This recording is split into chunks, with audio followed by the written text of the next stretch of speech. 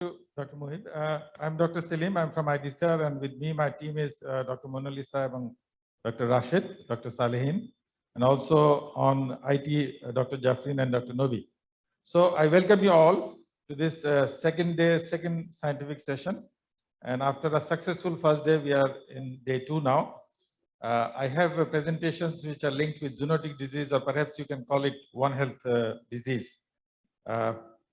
I have few ground rules. So you have presentation for 10 minutes, and you will have bells for warning at 7 and 9 minutes, and eventually when you finish, and then we have 5 minutes of question and answer. I will request you to abide by the time so that we can keep option for others to have questions. Maybe you will have many questions, but for time, you will have to select the question from them, and you can always contact the speakers later on so that you can have answers if you need. So I will request Dr. Ashish Kumar Kundo for the first presentation, suspected tetrodotoxin neurotoxicity in a rural community of Srimangal in Maulibajar district, Bangladesh. Thank you, Mr. Moderator, for giving me the opportunity. Respected moderator and distinguished audience, very good morning to you all. This is Dr. Ashish Kumar Kundu, 6th Cohort Fellow of Field Epidemiology Training Program, Bangladesh. I am going to present my presentation on suspected tetrodotoxin neurotoxicity in a rural community at Maulibajar district, Bangladesh, December 2020. Tetrodotoxin is one of the recognized fatal elements.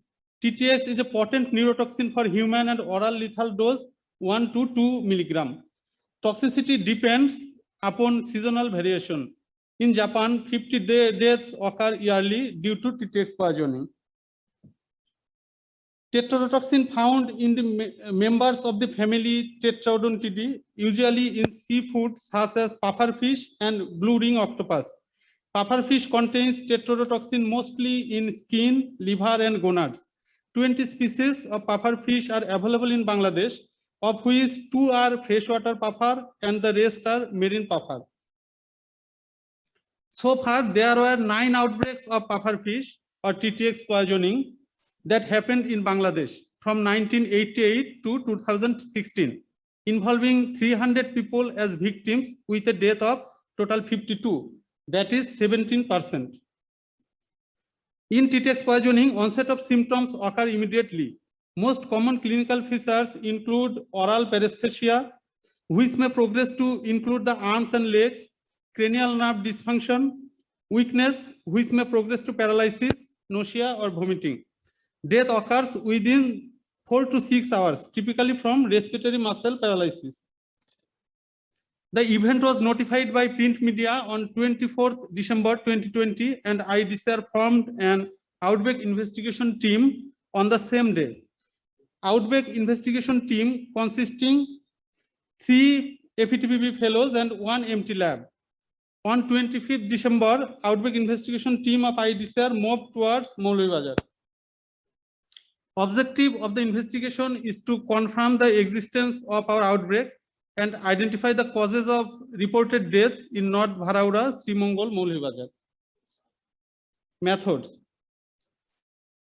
We investigated from 25th to 31st December 2020. We approached both quantitative and qualitative method. Data collection tools was semi-structured questionnaire, verbal autopsy, in-depth interview, and focus group discussion. Sources of data was hospitalized cases, family members of victims, fish seller, local community people, and fishermen. We collected data of age, sex, outbreak timeline of events, sign and symptoms. Also, source of pufferfish, community practice of eating pufferfish, knowledge about poisoning, and safe processing. We defined case as any person living in North Bharaura village, Srimangal, Maulibajar, having 1 or more of the following symptoms: oral paresthesia, cranial nerve dysfunction, weakness, nausea, or vomiting in last week of December 2020, following ingestion of pufferfish curry. During investigation period, we identified 3 cases: 1 hospitalized and 2 death. Case fatality rate was 66%. Death cases and hospitalized case was from same family. They bought puffer fish from a mobile fish vendor on 23rd December from in front of their resident. They consumed puffer fish curry at around 4 p.m. and clinical symptoms developed after that. Death cases were daughter-in-law and mother-in-law in relation. They consumed puffer fish at same time and incubation period was from 3 hours to 3 hours 30 minutes. Symptoms was almost similar in both cases, where case 1 vomit with blood stain and died after 2 hours of onset of first symptoms. Cases 2 died after 2.5 hours from onset of first symptom. They have no travel and past medical history. Both died at home and their food taking history was same. These are differential diagnoses and except TTX poisoning, other were excluded because botulism is commonly found in canned food and destroyed in 85 degrees Celsius for 5 minutes. In case of acute gastroenteritis with GBS, there was no history of diarrhea. Myasthenia gravis often comes with the symptom of extraocular muscle paralysis, which was absent in all the cases. There was no history of taking shellfish, and shellfish containing poisons are all found in seas. There was no history of fever or consumption of raw date from sap or half-eaten fruit. In case of Japanese encephalitis, there was no history of fever or neck stiffness. So, diagnosis, this is a suspected case of TTX neurotoxicity, which is linked with puffer fish consumption. We investigated at deceased community, local tea garden, fish markets, and fishermen village. We interviewed 145 respondents from 42 households at community around deceased house, where 40% was male respondent and 60% was female. We found 3 have symptoms and illness. Death in last week of December 2020 was 2. We also interviewed 53 respondents from community around Bharamura Tea Garden, where no symptomatic case and death was found.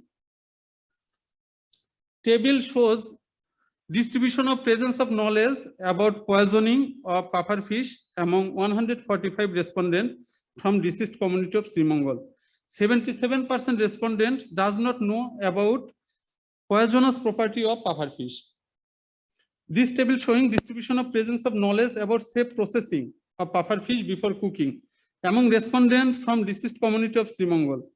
90% respondent does not know about safe processing of puffer fish before cooking. Puffer fish and freshwater puffer fish of local source is often available in the communities and regularly consumed by local people. Community survey in Bharamura Tea Garden show us 50% tribal community consume puffer fish and overall consumption percentage was 28 among 53 respondents. We interviewed, we visited and surveyed 4 fish market of Srimangal Upazila to find out the number of puffer fish seller and their puffer fish collection and selling practices. We interviewed 51 fish seller where 56% said puffer fish regularly found mixed with small fishes and 52% respondents sell these small fish as mixed with puffer fish. Thus, puffer fish reached to consumer. According to fish seller, 50% puffer fish comes from Bakkabil and 43% from Hailahaur. Boruna and Hajipara village are adjacent to Bakkabil and known as Fisherman Village. So, fisherman survey was conducted in this fisherman village and also at Fisheries Ghat. We interviewed 53 fishermen, where 62% was permanent fishermen. 90% of respondents from this fishermen said that they keep puffer fish as mixed with small fishes after catching and sell these small fishes to local wholesale market as mixed with puffer fish. We concluded our investigation that the probable cause of this outbreak is due to consumption of puffer fish, which was bought from a mobile fish vendor at deceased house. Our limitation was we are unable to measure the toxicity of the ingested puffer fish. Any further case with similar illness could not be identified in our trials. The mobile fish vendor could not be identified and found. Our recommendation is to build mass awareness about the poisonous properties of puffer fish and proper processing procedure, and to separate the puffer fish at catching point. We acknowledge these people and institutions for cooperating during this investigation. Thank you all for your patient hearing. Now I am handing over to respected moderator. Thank you very much, Dr. Ashish. It was an excellent presentation. I have a couple of questions here. So before I go to the questions, I myself have a question to you. Did you look Yes, for socio-economic status and relation of consuming puffer fish? Yes, we collect some data about socio-economical condition around the deceased community, and although we have not shown here, we found the people who are poor and who are literate, the tendency of taking this fish is more. And sometimes these fish are separated at market and thrown out to drain, and the people of slums or very poor people sometimes collect this and they consume. Thank this. you. So perhaps you have to design response and control of this accordingly. So the first question is, what are the AP links of this TTX poisoning in outbreak setting? You have any particular AP links here? Yes, the clinical signs symptom was same of TTX poisoning. From CDC guideline, we found 4 symptoms that I have mentioned, and symptoms are similar to that. So, and they consume puffer fish along with rice and one shag, that is leafy vegetable.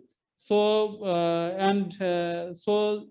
puffer fish was the only suspected source, and their incubation period was 3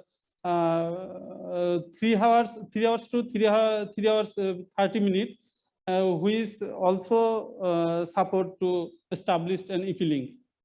Okay, thank you. So another question is, was there any postmortem done to have more conclusion of these dead cases? Yes, a postmortem was done because a case was filed in local thana, and viscera was collected by and this was sent to forensic lab. Any result? No, Yet to have the result. Till now Okay. we don't get any result. So this question is linked to your any finding in the liver or visceras. Yeah. Next question is, you performed community survey. Can you explain why did you do this community survey related to your outbreak? When we established EP link and find that puffer fish is regularly consumed, so we survey in the community to see the common practice of the community about consuming of puffer fish, and also about their knowledge on poisonous property of puffer fish and about safe processing. Because if they consume this fish after proper processing, it not create any toxicity. Thank you. It is commonly consumed by Sunamganj and some low river area, they said. Thank you. So through you, I have a last question for the audience and other people. Which part of the puffer fish is more toxic? From research, we found that skin is the more toxic part, and whole over the year skin remain toxic, but gonad and viscera and other part, it's depend on seasonal variation. During breeding season and during rainy season, other part become more toxic, but skin is toxic all over the year. Thank you very much. That was an excellent presentation and your answers. I thank you again for your presentation. Thank Now you, I will. Thank you all. Now we have two presentations on future pandemic potential viral disease, Nipah infection, which is a RNA virus. And to have a pandemic potential disease, you have to have some criteria which the Nipah has. And though Nipah is not directly airborne, but it has a role in spread through respiratory infection. So we have two presentations on this pandemic potential disease according to WHO. The number one is by Dr. Tonima Islam, Nipah virus outbreak investigation, Faridpur, Bangladesh in 2020. I will request Dr. Tonima to come to the dais for the presentation. So all the rules are same for you. I will request you to be in time. Thank you. Thank you, Mr. Moderator, sir. Assalamu alaikum. Hello, everyone. Thank you for coming today. I am Dr. Tonima Islam, looking forward to talking with you about Nipah virus outbreak investigation, Faridpur, Bangladesh, 2020. As we know, Nipah virus is a paramyxovirus. It was discovered in Bangladesh 2001. Nipah outbreak investigation events reported every year in Bangladesh during December to April. Case fatality rate more than 70% in Bangladesh. There is no specific treatment or vaccine available for Nipah infections. We received clinical specimen from two encephalitis patients from two hospitals in Dhaka city. Then IDCR laboratory reported two patients for IgM positive for Nipah virus, and our outbreak team left for interview the patients.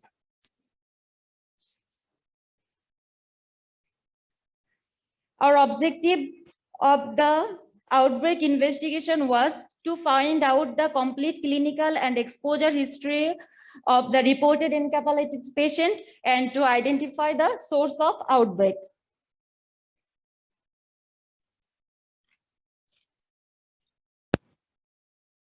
We investigate outbreak from 21st January to 29th January 2020.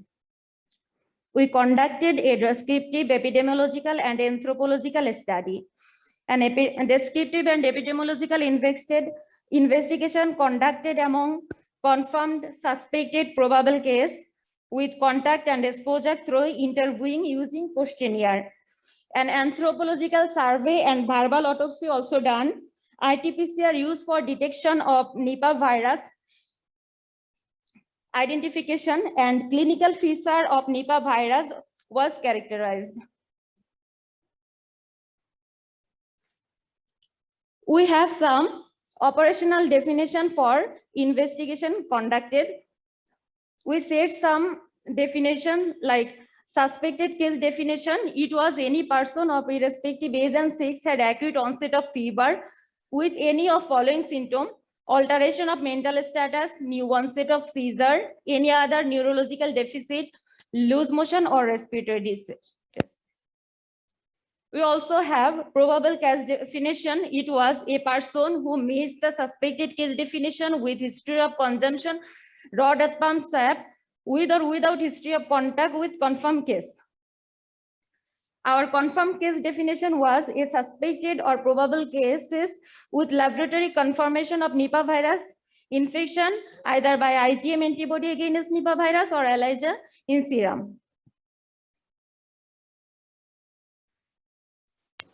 We use the definition for contacts: any person who direct contact with a Nipah infected person or stay within 1 meter distance Nipah infected person or who actively participate in funeral procedure.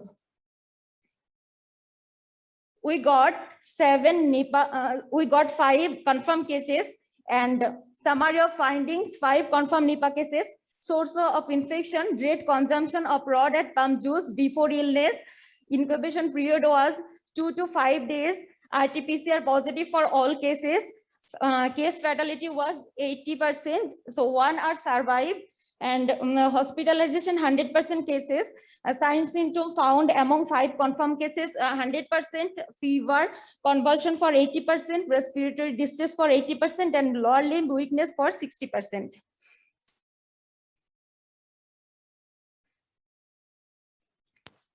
We identify 11 exposure for our investigation to identify the source of infection. Our 11 exposure find against the 5 confirmed cases.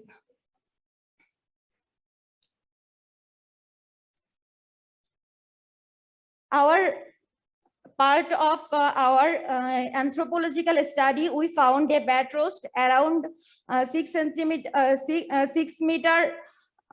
kilometer distance case house, and all bat roast we found or long trays. During anthropological study, we also found the high risk group, who is locally known as Gasi. Totally, we active 57 trees, and we actively found the Gasi to collection the dead pump sap. We also perform a community survey. Total 216 household we surveyed, and we found suspected case, among them 5. We give some health education. We give some health education among the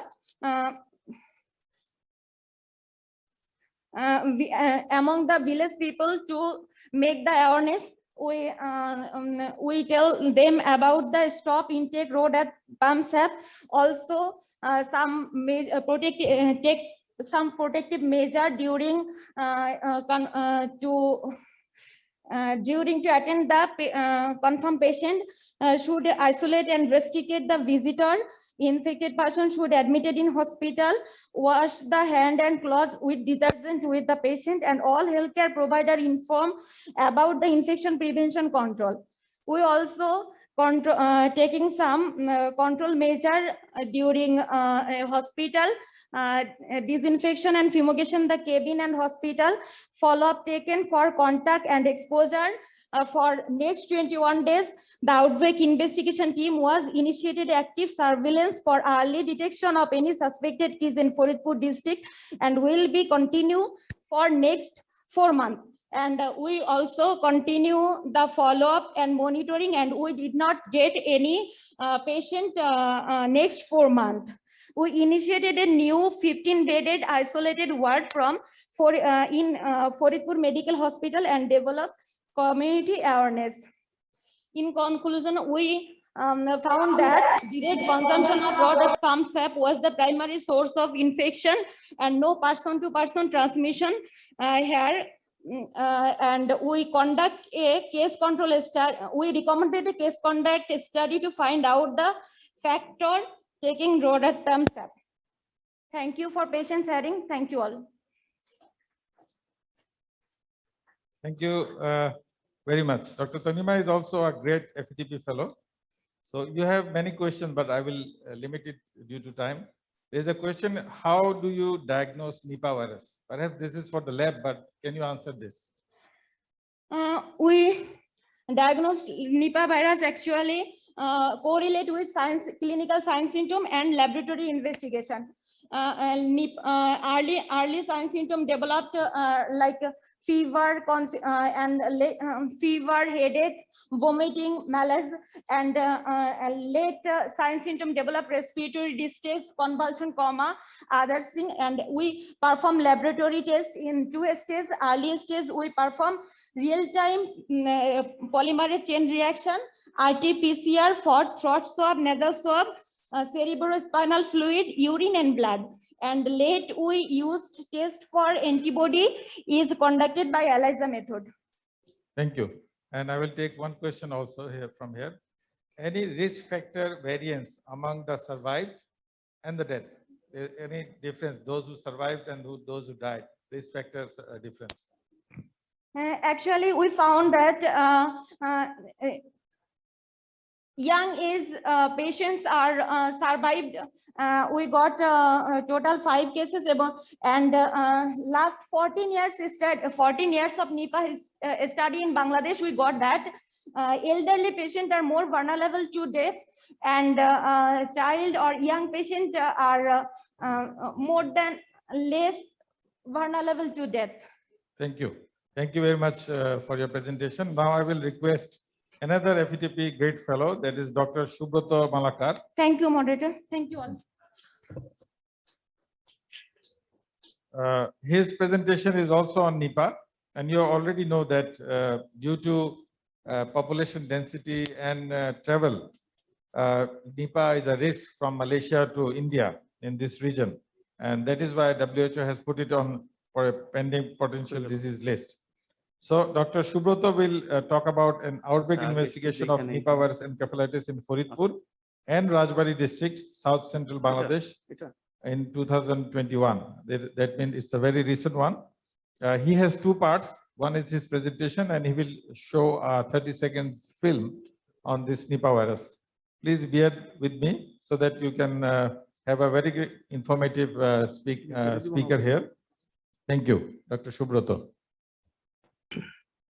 Good morning, dear respected moderator and dear audience. I am Dr. Subroto Malakar. I would like to present the presentation on an investigation of Nipah virus encephalitis outbreak in Faridpur and Rajbari district, South Central part of Bangladesh in 2021. Nipah encephalitis is a bat-borne emerging zoonotic disease, which is one of the 10th most urgent endemic threats according to WHO. Pteropas fruit bat are the main reservoir host. Fruit or juice contaminated with bat excreta is the main source of transmission. Beside this, person-to-person transmission may also occur. First Nipah case was identified in Malaysia in Sangai Nipah village. The name of this virus comes after this village name. The source of that outbreak was wasted mango. After that, world has experienced several outbreaks in Bangladesh, India, Malaysia, Singapore. There is an interesting thing. In some countries, Nipah virus present in bat, but no clinical human case. In Cambodia, Thailand, Madagascar, Ghana. The map shows the spatial and temporal distribution of Nipah cases from 2001 to 2020. First Nipah case was identified in Bangladesh in Meherpur 2001. Since that, we faced 20 outbreaks. The deadliest outbreak occurred in 2004 and 2011. Up to that, we found 319 cases where mortality rate was more than 70%. It indicates how the ferocious disease is. Our investigating case was identified by AAMES surveillance site at Faridpur on 9th February. On 10th February, the sample was tested positive against Nipah, and on 11th February, a multidisciplinary One Health team started for investigation. Our objectives was to find out the source, transmission, environmental exposure, along with behavioral risk practice, to find out the active case at the community and contacts. It was a descriptive study which conducted from 12th to 18th February 2021. Map shows the medical facilities where we conducted the investigation. Other than this, we conduct a community search for active cases at Rajbari and Gwalando. We followed some operational definitions during investigation. Any person irrespective of age and sex belongs to the same geographical area who had acute onset of fever, at least following the symptoms, along with altered mental status, vomition, cough, severe weakness prior to 21 days of symptom. Any person having physical contact or close proximity within 1 meter to case for more than 15 minutes or 15 minutes, or person who provide the personal care without PPE to the notified confirmed case from 4th February was considered as contact. In case of exposure, any person who consumed raw dead palm sap on 23rd January along with confirmed patient. From this slide, I will show my results. Patient's paternal grandfather collected 11-liter raw date palm sap and distributed among 4 of his relatives in different villages. Among them, 21 people exposed to the same sources of the family, where was attack rate 0.05%. After 11 days of date palm sap consumption, patient developed symptoms on 4th February, fever, convulsion, vomition, altered mental status. These are the symptoms developed in between 5 to 8 February. At 9th February, she became hospitalized, and on 1st March, she discharged from the hospital. We found 71 contacts, 51% were health worker and 23% were family members. I showed the health worker distribution on the right side. We did some active case search at community. We found 1 case at nearby hospital. Sample was collected. During community search, we found 1 unnatural death of a stray dog. These are the laboratory findings. We found all sample tested negative, including exposure and contacts. And animal is sample also. 6 bed roast was identified within 5 kilometers in between source house and case house on multiple trees. Among them, 4 was active bed roast and 2 were inactive bed roast. The number of bed varies 70 to 260 per roast.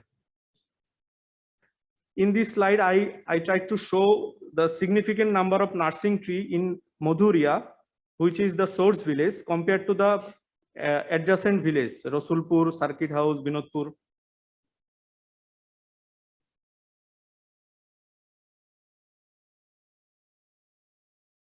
We didn't find any sap collector nearby the patient house. We interviewed 6 sap collectors. The sap collectors earned a good amount of money, almost 12,500 per month. They averagely shaped 7 trees.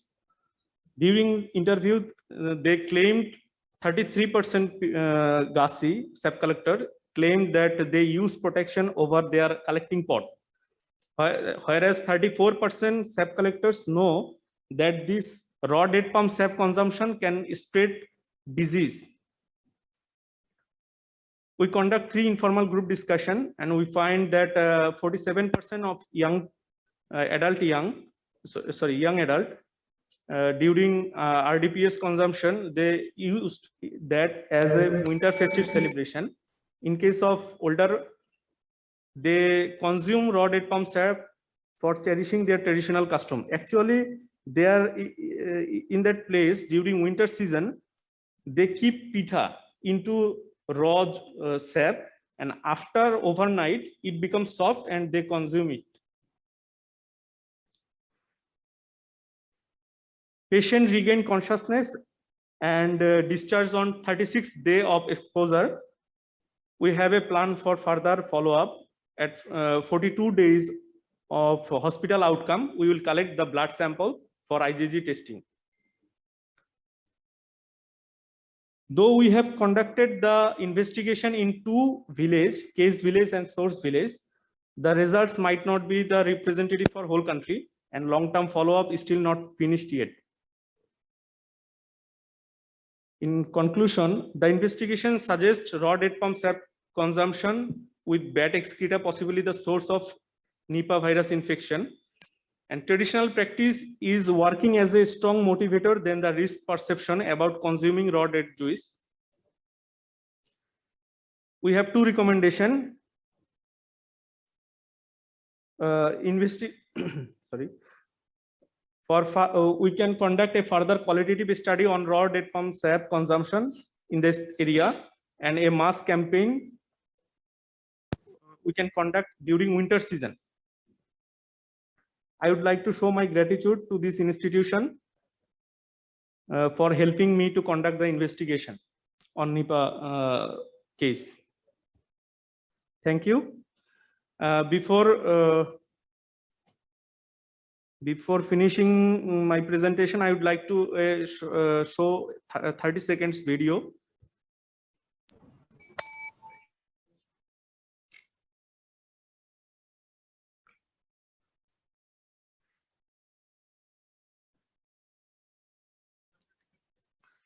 Okay. This video can show the bat and human interface. Why we considered raw date palm sap consumption is a main source for Bangladesh Nipah virus transmission. It shows the bat roast in daylight. They are at resting condition. At evening, they are started for feeding. The sap collector is shaving the trunk of the tree.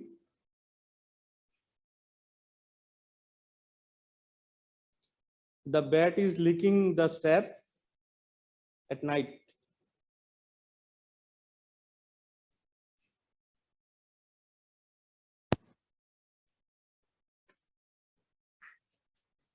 Thank you.